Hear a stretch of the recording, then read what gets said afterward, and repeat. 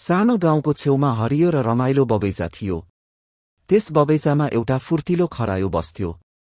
ऊ दिनभरि उफ्रिँदै खेल्दै र मिठा गाजर खोज्दै हिँड्थ्यो। बगैँचामा रङ्गीचङ्गी फूल फुलेका थिए, चराहरू मिठो स्वरमा चिरबिर गरिरहेका थिए र हावाले बिस्तारै पात हल्लाइरहेको थियो। खरायोलाई त्यो ठाउँ संसारकै सबैभन्दा रमाइलो लाग्थ्यो। एक दिन उसले बगैँचाको कुनामा अनौठो बिरुवा देख्यो। त्यो बिरुवा अरूभन्दा फरक थियो। पात चम्किला थिए र बिस्तारै उज्यालो जस्तो झल्किरहेको थियो।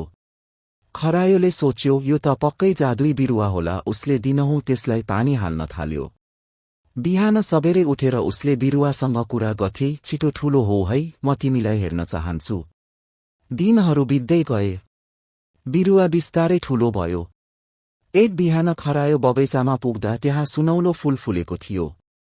फूलबाट मिठो बासना आइरहेको थियो। त्यो दृश्य देखेर खरायो अत्यन्तै खुसी भयो।